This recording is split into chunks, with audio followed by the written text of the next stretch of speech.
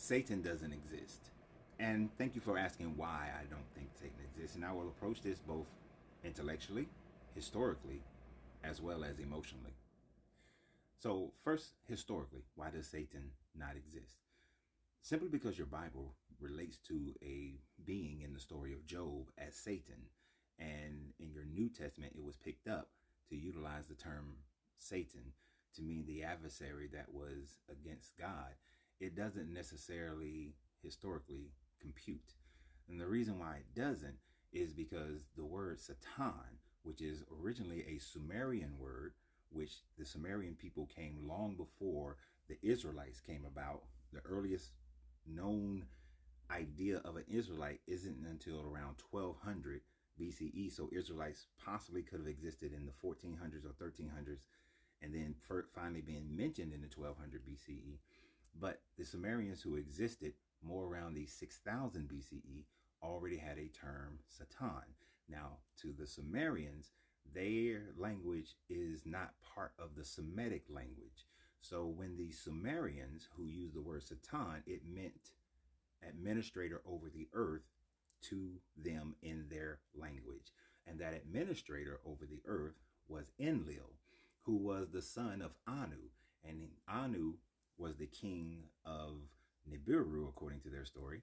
And Enlil, his son, once they controlled earth, became the administrator over earth and was the title Satan added to Enlil. Now, in this story in Genesis, in this story of Job, actually, when it's referring to the Satan coming to this heavenly council, it is a copy or a retcon or reboot of the Anunnaki story of Enlil coming into the court of Anu, who was the sky father, who means he is the sky god.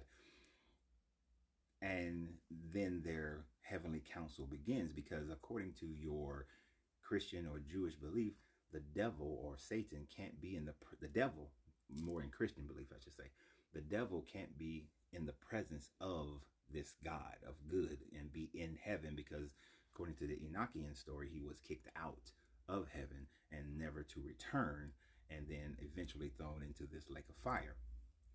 But since the word was originally a Sumerian word that meant administrator, once the Sumerians were overtaken by the Akkadians, most likely during the conquest of Sargon, who was considered the first emperor, Sargon the Akkadian translated the word Satan or administrator to mean adversary instead of meaning administrator, because of the idea that this administrator was an evil, a more evil deity or a sub-deity of the higher echelon God. So Satan in Akkadian becomes adversary, and since Akkadian language is a Semitic language, as it was passed down through the Assyrians and then into the Canaanites and so on and so forth, it became synonymous with adversary. So we will stay right there with adversary. Now, in this adversarial story, the adversary still goes to the court, speaks to the high godfather, and they have this bet on the life of Job. So just in the historicity of where the Satan comes from, it does not lean to the idea of this being ever existed, especially since we have no proof that Enlil ever existed, or any of these deities, Anu, ever existed, or this Elion ever existing either. So the Satan just historically does not exist, but because it had become a part of Jewish tradition, it then, or Hebrew tradition, it became part of the Christian tradition as well. And remember, all of your so-called figures of the New Testament were originally Hebrews who understood the Hebrew message of their era and would have thought the Satan was this demonic evil being. Now, intellectually, there is absolutely no proof of any of these deities outside of our matter realm actually existing. There's no proof of your God. There's no proof of Yahweh. There's no proof of Baal, Mot, Shamash, Anu, Enki, Enlil. There's absolutely no proof. It is just stories that have been told century after century after century with no archaeological proof that they ever existed. So, therefore, intellectually and thinking critically, it is unacceptable to think that there is this deity. Now, emotionally, which is a combination of the historicity and the intellect, because your emotions are derived based on your perception of information to which you have and how you've internalized them and added your emotions to them. Emotionally, it takes me to the African proverb that says that if there is no devil within, then no devil without can do you no harm.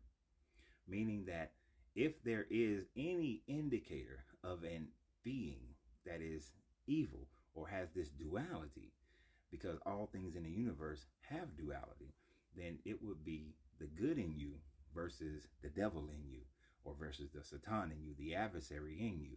It is that you are your own God, you are your own devil at the base core. If there is an entity that is the creator of all things, it would host this duality as well.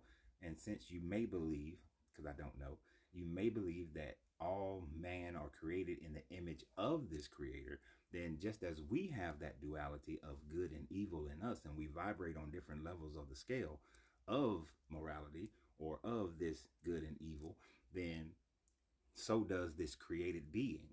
So therefore, if there is a devil, the only, not if, the only instance of a devil is, or Satan, is the one that dwells within you.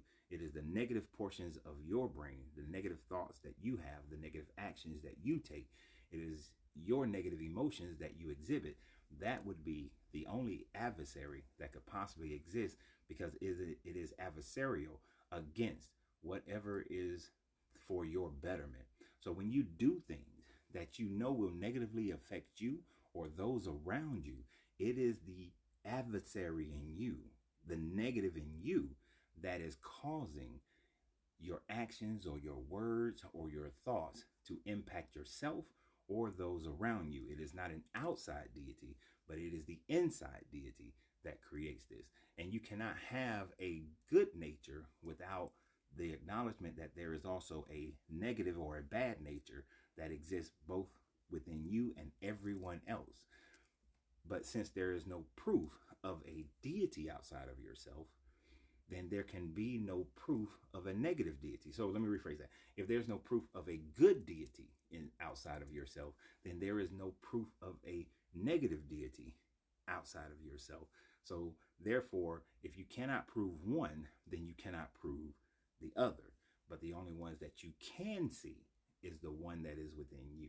So that is why I do not accept a Satan of any of these religions or any variation of it, but only the Satan of yourself, just as there is the good God of yourself. I hope that explains it. Y'all have a great day. And remember, always, you got to free yourself to be yourself, because your greatness is non-negotiable. Good journey, good vibrations.